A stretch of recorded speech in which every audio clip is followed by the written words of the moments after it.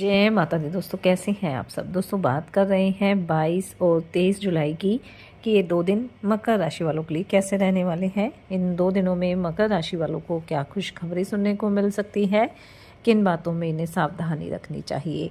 तो इन 2 दिनों का राशिफल जानने से पहले हम इन 2 दिनों का पंचांग जान लेते हैं। 22 जुलाई 2024 दिन सोमवार रहेगा। श्रावण मास की शुरुआत हो रही है। कृष्ण पक्ष की प्रतिपदा तिथि रहेगी। प्रीति योग रहेगा जो 5:57 तक रहेगा। उसके बाद आयुष्मान योग प्रारंभ हो जाएगा। श्रवण नक्षत्र रहेगा जो 10:21 तक रहेगा। उसके बाद घनिष्ठा नक्षत्र प्रारंभ हो जाएगा। चंद्रमा मकर राशि में। अभिजित मुहूर्त का समय रहेगा 12 बजे से 12:54 तक। राहुकाल का समय रहेगा सुबह 7:19 से 9:02 तक। हम बात करते हैं 23 जुलाई की। 23 जुलाई 2024 दिन मंगलवार रहेगा। श्रावण माह कृष्ण पक्ष की द्वितीय तिथि जो सुबह 10:25 तक रहेगी। तृतीय तिथि प्रारंभ हो जाएगी। आयुष्मान योग रहेगा जो 2:35 तक रहेगा। उसके बाद सौभाग्य योग प्रारंभ हो जाएगा। घनिष्ठा नक्षत्र रहेगा जो 8:19 तक रहेगा। उसके बाद शतभिषा नक्षत्र प्रारंभ हो जाएगा। चंद्रमा सुबह 9:21 तक मकर राशि में, फिर कुंभ राशि में आ जाएंगे। अभिजित मुहूर्त का समय रहेगा 12 बजे से 12:54 तक। राहुकाल का समय रहेगा दोपहर 3:52 से शाम 5:34 तक। 22 जुलाई से सावन मास की शुरुआत हो रही है और इस बार सावन मास पर काफ़ी अद्भुत संयोग बन रहे हैं, क्योंकि एक तो सावन के माह की जो शुरुआत है वो सोमवार के दिन से ही हो रही है जो भगवान शिव को ही समर्पित होता है। और इस बार सावन मास में 5 सोमवार रहने वाले हैं जो बेहद शुभ माने जाते हैं। साथ ही साथ पहले दिन ही यानी सावन मास की शुरुआत वाले दिन ही सर्वार सिद्धि योग का निर्माण भी हो रहा है। साथ में प्रीति योग रहेगा, इसलिए इस बार सावन मास को बेहद ही शुभ माना जा रहा है। और वैसे भी सावन के माह में भगवान शिव की पूजा अर्चना करने का विशेष महत्व होता है और विशेष फल की प्राप्ति भी होती है। जो भी भक्त इस माह में पूरे विधि विधान के साथ भगवान शिव और माता पार्वती की पूजा अर्चना करता है उसे सुख समृद्धि की प्राप्ति होती है। ये भी कहा जाता है कि सावन माह के सोमवार का व्रत रखने से कुंडली में चंद्रमा की जो स्थिति है वो मजबूत होती है और साथ ही साथ राहु केतु का अशुभ प्रभाव भी दूर हो जाता है। साथ ही अगर इस मास में ग्रहों की स्थिति की बात करें तो इन ग्रहों की वजह से सावन माह में कुबेर योग, शुक्रादित्य योग, गजकेसी योग, शश राज योग और लक्ष्मी नारायण योग का संयोग बनेगा।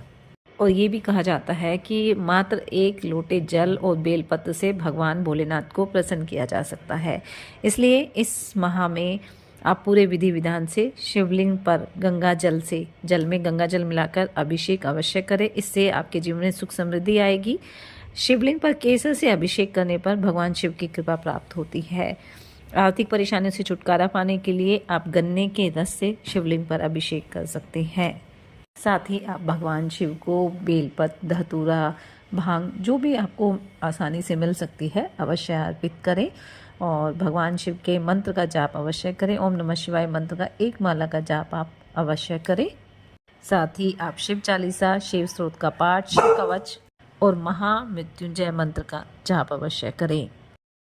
23 जुलाई को मंगला गौरी व्रत रहेगा और मंगला गौरी का व्रत सुहागिन महिलाओं के लिए बेहद खास होता है और इस दिन व्रत रखने से वैवाहिक जीवन में खुशहाली के योग बनते हैं। तो इस दिन आप पूरे विधि विधान के साथ माता पार्वती की पूजा अर्चना करें, उन्हें श्रृंगार का सामान अवश्य अर्पित करें। इससे माँ पार्वती का आशीर्वाद आपके जीवन में सदैव खुशियाँ लेकर आएगा। आपकी जीवन में आपके पति की लंबी आयु होगी। साथ ही साथ अगर आपके वैवाहिक जीवन में किसी तरह की समस्या है तो वो भी समाप्त हो जाएगी। साथ ही साथ मंगला गौरी का व्रत रखने से कुंडली में मंगल दोष भी दूर होता है। तो चलिए बात कर लेते हैं ये 2 दिन मकर राशि वालों के लिए कैसे रहेंगे। ये 2 दिन मकर राशि वालों के लिए सुखद रहने वाले हैं। बस इन 2 दिनों में आपको अपने मन को शांत रखने की आवश्यकता रहेगी और अगर मन को शांत रख लेते हैं, मन पर नियंत्रण करके चलते हैं तो आपको किसी तरह की समस्या नहीं होगी। नौकरी पेशा लोगों के लिए भी 2 दिन अच्छे रहेंगे। आपकी तरक्की के योग बनेंगे और वहीं कारोबारियों के लिए भी 2 दिन अच्छे रहेंगे। लाभ के प्रबल योग बनने की पूरी संभावना रहेगी। कुछ नई जिम्मेदारियां आपको मिल सकती है जो आपकी तरक्की में मददगार साबित होगी। कुछ नए अवसर आपको मिल सकते हैं, कुछ नया कॉन्ट्रैक्ट आपको मिल सकता है। बस जो भी कार्य करें आप सावधानी से और बड़ों की सलाह लेकर करें, ताकि आपको किसी तरह का नुकसान ना हो। आपका किसी मकान, दुकान आदि की खरीदारी का सपना भी सच हो सकता है। वहीं जो जातक राजनीति से जुड़े हुए हैं, उन्हें थोड़ा सा संभल कर चलना होगा, क्योंकि किसी साजिश का आप शिकार हो सकते हैं। इसलिए आपको अपने कार्यों पर पूरा फोकस रखना होगा। विद्यार्थियों के लिए 2 दिन अच्छे रहेंगे। कुछ नए नए कामों को करने की कोशिश में आप लगे रहेंगे और इसमें आपको सफलता भी प्राप्त होगी। इन 2 दिनों में यात्रा के योग भी बनेंगे। यात्रा आपके लिए फायदेमंद साबित होगी, बस वाहन थोड़ा सावधानी पूर्वक चलाएं। दाम्पत्य जीवन आपका सुखद रहेगा। जीवन साथी को कार्यक्षेत्र में प्रमोशन मिलने की संभावना रहेगी, जिससे आपका मन भी काफ़ी प्रसन्न रहेगा। भाई बहनों का साथ भी आपको मिलने वाला है, और अगर आपके साथ लंबे समय से कुछ परेशानियां चली आ रही थी, तो वो माता पिता के सहयोग से, भाई बहनों के सहयोग से दूर हो जाएगी। संतान से आपको कोई खुशखबरी सुनने को मिल सकती है। आपकी संतान को किसी नई नौकरी की प्राप्ति हो सकती है। इन 2 दिनों में आप किसी संपत्ति का सौदा भी कर सकते हैं, लेकिन ये ध्यान रखना है कि जो भी जरूरी कागजात होते हैं उन पर आपको पूरा ध्यान देना है, नहीं तो कोई गड़बड़ी होने की भी संभावना रहेगी। आय प्राप्ति के नए सोर्सेज मिलेंगे और इससे आपकी इनकम में वृद्धि होगी, और आप अपनी आर्थिक स्थिति को लेकर काफ़ी सजग भी रहेंगे। अगर आप सामाजिक क्षेत्र से जुड़े हैं, तो आपके कामकाज की वजह से आपको एक नई पहचान मिलेगी। आपके अंदर ऊर्जा रहने के कारण आप काफ़ी प्रसन्न रहेंगे, एक्टिव भी आप रहेंगे। कुछ पुराने शेयर से भी आपको अच्छा लाभ मिलने की संभावना रहेगी। अगर आपका पारिवारिक बिजनेस है, तो उसमें आपको अपने जीवन साथी का पूरा सहयोग मिलने वाला है। प्रेम संबंधों के लिए भी 2 दिन सामान्य रहेंगे। वहीं अगर आप साझेदारी में किसी काम की शुरुआत करना चाहते हैं, तो लाभ के योग बने हुए हैं। आप शुरुआत कर सकते हैं, लेकिन एक बार अच्छी तरह से अपने साझेदार के साथ जो भी ज़रूरी नियम होते हैं, ज़रूरी कागजी कार्रवाई होती है, वो ध्यानपूर्वक कर लें। रोजगार की तलाश कर रहे लोगों को कोई बेहतर अवसर मिल सकता है।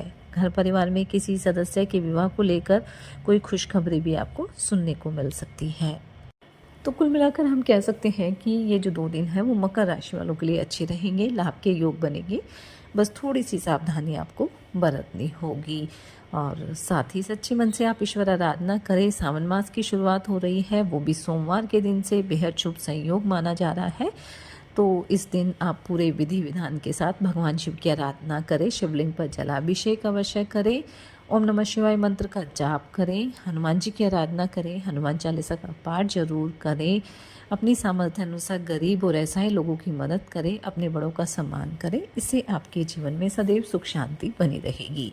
ये 2 दिन आपके लिए मंगलकारी रहे, शुभता भरे रहे। इसी मंगल कामना के साथ जय माता दी।